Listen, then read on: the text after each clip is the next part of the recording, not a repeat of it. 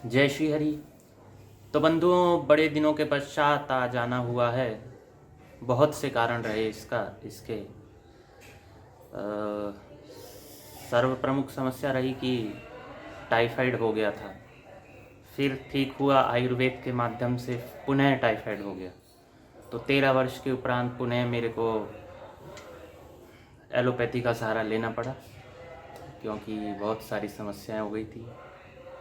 Platelet भी कम होने लगी थी और बुखार भी बहुत दिनों से बना हुआ था, कमज़ोरी भी आ गई थी, 7-8 किलो वज़न भी कम हो चुका था। तो ठीक है, विषय पर आते हैं। गीता जी के 17वें अध्याय तक, छठे अध्याय के 17वें श्लोक तक आपको बता दिया था, जिसमें कि आया था कि यह योग ना तो बहुत खाने वाले का सिद्ध होता है, ना बिल्कुल ना खाने वाले का, ना अति शयन करने वाले का, और ना बिल्कुल ही ना शयन करने वाले का। तो यथा योग्य आहार विहार करने वाले का तथा कर्मों में यथा योग्य चेष्टा करने वाले का, और ये योग सिद्ध होता है। तो अब क्या है, अगला 18वें श्लोक से क्या कहा है? इस प्रकार योग के अभ्यास से अत्यंत वश में किया हुआ चित्त जिस काल में परमात्मा में ही भली प्रकार स्थित हो जाता है, उस काल में संपूर्ण कामनाओं से स्पृहा रहित हुआ पुरुष योग युक्त ऐसा कहा जाता है। कोई इच्छा नहीं रहती। ध्यान करते करते जब परमात्मा के ही ध्यान में व्यक्ति लग जाता है और कोई इच्छा मन में नहीं रहती, तो ऐसा व्यक्ति योगी कहलाता है। जिस प्रकार वायु रहित स्थान में स्थित दीपक चलायमान नहीं होता है, वैसी ही उपमा परमात्मा के ध्यान में लगे हुए योगी के जीते हुए चित्त की कही गई है। जहाँ वायु न हो ऐसे स्थान में दीपक की लौ जलती रहती है, जहाँ वायु चलती न हो वेग से। अब कुछ वैज्ञानिक कहेंगे कि भैया वायु तो सर्वत्र व्याप्त है, तो ऐसा कौन सा स्थान है जहाँ वायु ना हो और दीपक जलता रहे? और जहाँ वायु नहीं होगी, यदि दीपक को बंद कर दो ऐसे स्थान में जहाँ वायु ना हो, तो दीपक तो बंद हो जाए। परिपक्व बुद्धि से समझो, वायु रहित का तात्पर्य है बहती हुई वायु जहाँ चलती है। स्थित वायु तो सर्वत्र है ही, सबको पता है, शरीर के अंदर भी है, शास्त्र को भी पता है। प्राण वायु, अपान वायु, उदान वायु, सबको पता है, सबको पता है, इसमें कौन सी बड़ी बात है। तो जिस प्रकार वायु रहित स्थान में दीपक चलायमान नहीं होता, वैसी ही उपमा परमात्मा के ध्यान में लगे हुए योगी की दी जाती है। कुछ भी होता रहे, उसे कोई प्रभाव नहीं पड़ता।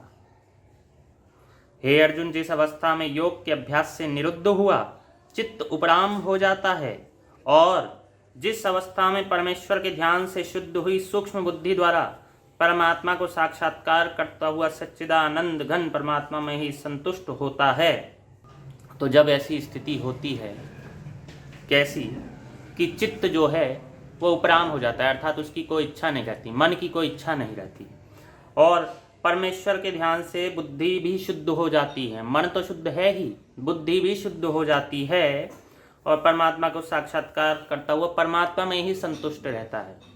अब हम काय से संतुष्ट होते हैं? हमारे जैसे भोगी प्राणी काम से, ममता से, अपने बच्चों से, भोजन से, सर्वत्र भ्रमण करने से,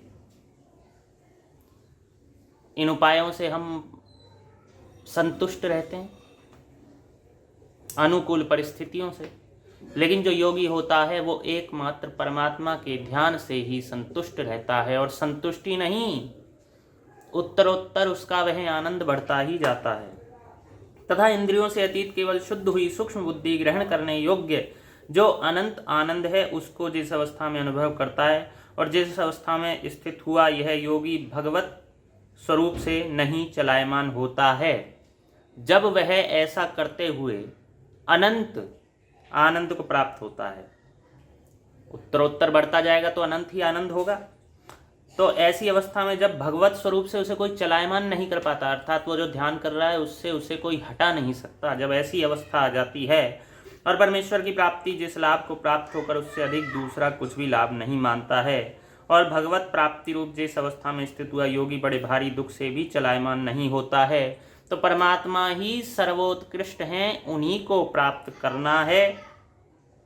ऐसा जो मान लेता है कि दूसरा कुछ भी और कोई लाभ संसार में है ही नहीं, बस परमात्मा की प्राप्ति ही लाभ है, जब ऐसा मान लेता है और जब उसे कोई चलायमान नहीं कर पाता, तो जो दुख रूप संसार के संयोग से रहित है तथा जिसका नाम योग है, उसको जानना चाहिए। वे योग न उकताए हुए चित्त से अर्थात तत्पर हुए चित्त से निश्चय पूर्वक करना तत्पर है, निश्चय पूर्वक करना कर्तव्य है। तो ये जो है, ऐसा जो योगी है ऐसा ही आपको बनना चाहिए, क्योंकि वह दुख रूप संसार से मुक्त है, रहित है, और इसी का नाम योग है। उसको जानना चाहिए। और ये उकताए हुए चित्त से नहीं प्राप्त हो सकता, इच्छा लेके प्राप्त नहीं हो सकता, उग्रता लेके प्राप्त नहीं हो सकता, व्यग्रता लेके प्राप्त नहीं हो सकता। यह प्राप्त होगा धैर्यता से, तत्परता से, दृढ़ता से, रुचि से लगे रहो, तब प्राप्त होगा। हमें भी प्राप्त नहीं हुआ, मात्र उपदेश दे रहे हैं। इसलिए मनुष्य को चाहिए कि संकल्प से उत्पन्न होने वाली संपूर्ण कामनाओं को निश्चेष्टता से अर्थात वासना और आसक्ति सहित त्याग कर और मन के द्वारा इंद्रियों के समुदाय को सब ओर से भली प्रकार वश में करके क्रम से अभ्यास करता हुआ उपराम तक प्राप्त होवे, तो धैर्ययुक्त बुद्धि द्वारा मन को परमात्मा में स्थित करके परमात्मा के अतिरिक्त और कुछ भी चिंतन न करे। इसलिए भगवान ने कहा कि संकल्प से उत्पन्न जो जो भी कामनाएं होती हैं कि मैं उस स्त्री का उपभोग करूं, मैं उस प्रॉपर्टी को प्राप्त कर लूं, मेरा सब लोग मेरी आज्ञाओं का पालन करें, सब लोग मेरे जैसे रहें, जैसे मैं कहता हूं वैसे रहें, इन सब संकल्पों से जो जो उत्पन्न होता है, जो जो कामना उत्पन्न होती है, उसको त्याग दे। और इससे जो वासना होती है स्त्री को प्राप्त करना, आसक्ति होती है किसी भी वस्तु में, व्यक्ति में, उनको त्याग कर मन के द्वारा इंद्रियों को वश में कर ले। पहले मन को वश में करे, और जब मन वश में हो जाएगा तो समस्त इंद्रियां वश में हो जाएंगी, और भली प्रकार वश में करे, ऐसा वश में करे कि वो उसमें न लिप्त हो पाए। और ये वश में कैसा होता है, पूर्व के अध्याय में बताया है, आप उन्हें देख लीजिएगा। तो ये होगा ऐसे कि मन जिसमें जाता है उससे मन को हटाने का प्रयत्न करे, परमात्मा में स्वयं को लगावे। ऐसे ही होता है, जिसमें लगाएगा मन को यदि लगाएगा तो संभव नहीं हो पाएगा। तो परंतु और परमात्मा के अतिरिक्त कुछ भी चिंतन ना करे। परंतु जिसका मन वश में नहीं हुआ हो, उसको चाहिए कि यह स्थिर न रहने वाला और चंचल मन जिस कारण से सांसारिक पदार्थों में विचरता है, उससे रोककर बारंबार परमात्मा में ही निरोध करे। कहा गया ना, कह दिया वही बात कि मन को यदि ये वश में नहीं हुआ है तो जहां जहां ये लगता है, इसका जो जो कारण है उससे इसको वश में करे।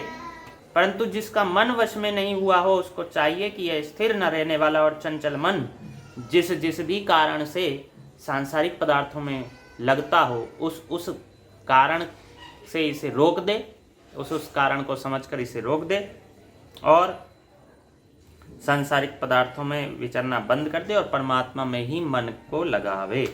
क्योंकि जिसका मन भली प्रकार शांत है और जो पाप से रहित है और जिसका रजोगुण शांत हो गया, ऐसे इस सच्चिदानंद घन ब्रह्म के साथ एक ही भाव हुए योगी को अति उत्तम आनंद प्राप्त होता है। तो जिसका मन भली प्रकार शांत हो जाएगा, निश्चित रूप से वो पाप से रहित हो जाएगा, उसका रजोगुण भी शांत हो जाएगा और वो ब्रह्म में एक ही भाव को प्राप्त हो जाएगा और अति उत्तम आनंद को वो प्राप्त करेगा। तो ये था 27वें श्लोक तक। अगले चलचित्र में इससे आगे बताने का प्रयत्न करेंगे। धन्यवाद। और इतने दिनों तक आपने प्रतीक्षा की, धन्यवाद। जय श्री हरि।